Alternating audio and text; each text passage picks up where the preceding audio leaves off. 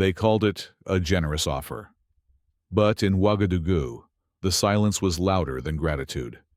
Cameras waited for applause. Statements were drafted in Washington.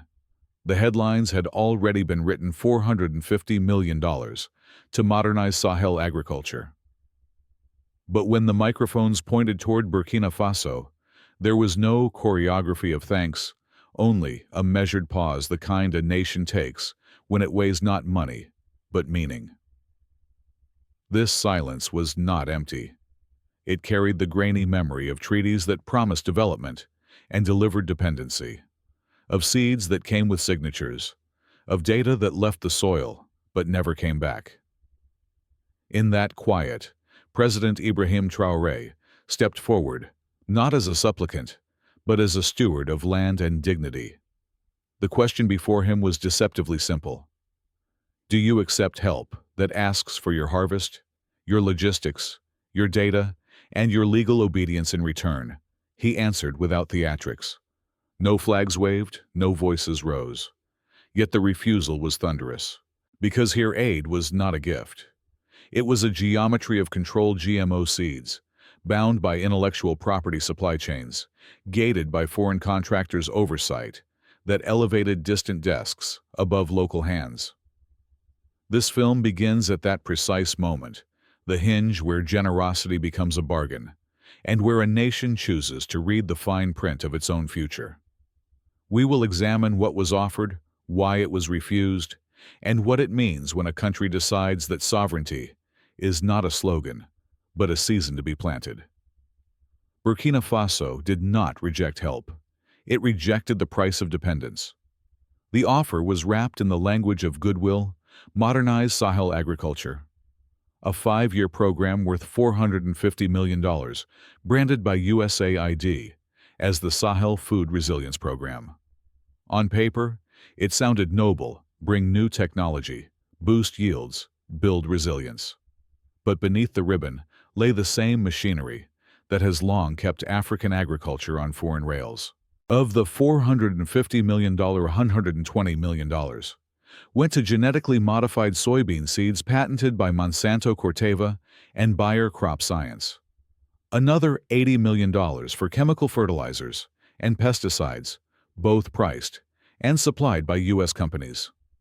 $100 million earmarked for tractors and irrigation systems, again imported through American contractors. Warehouses and logistics took $70 million training and data supervision, another $40 million, and finally $40 million more for consultancy fees paid conveniently to U.S. nonprofits. On the surface, it was aid. In structure, it was ownership. Every dollar returned home disguised as help.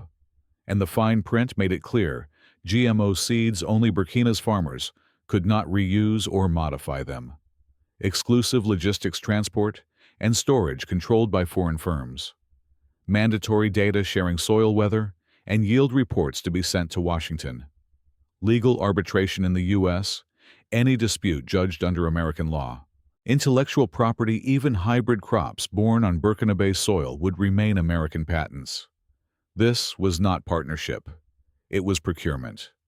It promised tractors, but demanded terrain, offered seeds, but asked for sovereignty. In a continent that has seen decades of aid that grew dependency faster than crops, Traoré read the clauses and saw not charity, but choreography. Because when every harvest must be licensed, freedom becomes seasonal. And so began a quiet rebellion, one that would turn a contract into a catalyst and a field of soybeans into the front line of African independence. When the cameras returned to Ouagadougou, they expected negotiation. Instead, they found a man holding soil. President Ibrahim Traoré stood before the crowd in his military uniform, dust still clinging to his boots from the very fields he defended. In his hand, a handful of Burkina's red earth. He raised it and spoke slowly, each word grounded like the clay between his fingers. We do not reject help. We reject dependence. Because a nation that cannot feed itself will never free itself. The square fell silent. No slogans, no applause, just the sound of the wind moving through the flags. It was a moment less about politics and more about philosophy. A declaration written not on paper, but in dust. Western observers called it reckless. Yet to those who have tilled this stubborn land for generations, it was liberation. The soil itself had spoken a new form of diplomacy, one that did not rely on embassies or signatures, but on the right to decide what grows and who owns it. Traoré's gesture echoed a buried lineage. Thomas Sankara planting trees against the desert, Julius Nyerere preaching self-reliance, Kwame Nkrumah dreaming of an Africa that feeds itself. In that lineage, the fistful of earth was a continuation, not defiance. As analysts debated GDP and yield forecasts, ordinary farmers saw something different: permission to hope again. For them, sovereignty wasn't abstract. It was tangible, alive in every seed that no longer needed a foreign patent. And so the diplomacy of the soil began, quiet, symbolic but irreversible. A single handful of earth, redefining what power means in Africa's Sahel. Burkina Faso's refusal did not end with a statement. It became a policy, a blueprint for what Traoré called sovereignty by cultivation. Within weeks, the government unveiled a sweeping program that would turn defiance into design, the Farm Sovereignty Act. The act set out a bold plan. More than 200,000 hectares of land would be reclaimed from fallow or neglected plots. 12 national seed nurseries were to be established, producing local drought-resistant crops: millet, sorghum, maize, and soybeans not owned by any foreign patent. Alongside them, 3 processing plants were commissioned to ensure that the harvest stayed within Burkina's borders, creating value before export. What made the plan extraordinary wasn't its scale, it was its funding. Traoré refused donor loans and instead tapped Burkina Faso's national gold reserves, redirecting a portion of the mining surplus into agriculture. "We will not sell our soil to save it," he declared. "We will invest our gold to make it bear fruit." This was not charity economics. It was resource nationalism applied to farming. Gold had long been Burkina Faso's lifeline, yet it enriched few. Now, the same gold would water the fields instead of foreign accounts. The program also carried a moral dimension. It promised fair pricing for small farmers, land titles for women who worked the soil, and subsidies for communal irrigation, not from the IMF, but from the nation itself. International experts called it risky. How could a country so dependent on aid survive by its own hand? But on the ground, optimism replaced doubt. Farmers in Banfora and Koudougou began plowing with new energy. They saw the change not as politics, but as reclamation of pride, of purpose, of ownership. The Farm Sovereignty Act was more than reform. It was redemption, a reminder that nations, like crops, can grow stronger once they stop being watered by someone else's hand. When news of Burkina Faso's refusal reached Washington, it landed like a fault line, cracking through years of quiet influence. The official response from the U.S. State Department was diplomatic, but telling a regrettable misunderstanding. Behind closed doors, however, policymakers worried. A small, landlocked nation had just rejected one of America's most established instruments of soft power, agricultural aid. If Burkina could say no, what stopped Mali or Niger from following? In Brussels, the European Union voiced deep disappointment, framing the decision as a step backward in development cooperation. The subtext was clear. The West feared not Burkina's poverty, but its precedent. Because one country's independence has a way of exposing another's dependence. The reaction across the global South was very different. In Mali, newspapers called it the dawn of food freedom. In Ghana and Nigeria, commentators praised Traoré as the voice that broke the agricultural chains.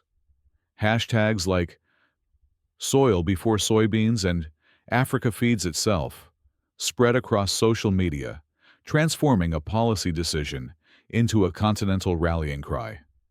For the first time in decades, Africa's most powerful narrative was not about famine or aid, it was about refusal. Refusal as resistance. Refusal as self-definition. Even within international institutions, quiet conversations began. Could this be the start of a new food sovereignty movement? Could nations invest in their own crops, their own logistics, their own dignity? Burkina Faso had no propaganda machine, no PR budget yet. Its silence traveled further than speeches. As one journalist in Dakar wrote, "The world didn't hear Burkina's words. It heard its backbone." And just like that, a local decision became a global statement that sovereignty once planted spreads faster than soybeans ever could. The controversy over soybeans was never just about agriculture.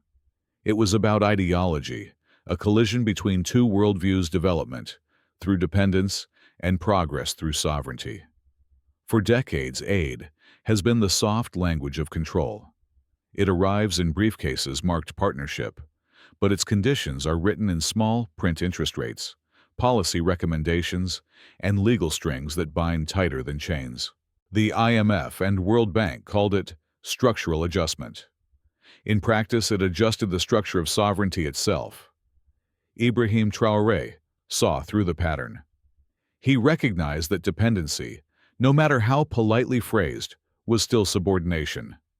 His rejection of the $450 million deal wasn't anti-American, it was anti-tutelage. He was not saying no to cooperation, but no to conditional cooperation. "They call it aid," Traoré once remarked. "But the only thing that grows faster than their crops is our debt." The ideological split runs deep.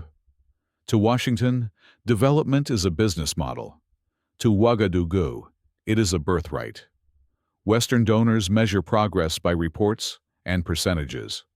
Burkina measures it in ownership: who plants, who harvests, who decides. Across Africa, this tension is spreading.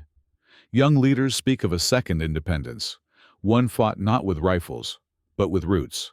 They question whether modern colonialism has simply changed its uniform from soldiers to seed suppliers, from generals to consultants.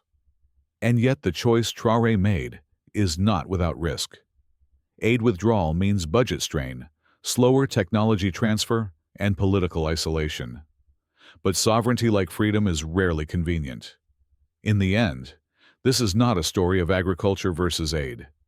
It's a question every nation must eventually ask: do we want to grow faster or freer? Burkina Faso chose the harder path, the one that leads through dust, but ends in dignity. In the months after the rejection, the fields of Burkina Faso did not fall silent. They rustled with the sound of new beginnings, farmers tilling the soil with tools older than aid, yet guided by a vision newer than any loan.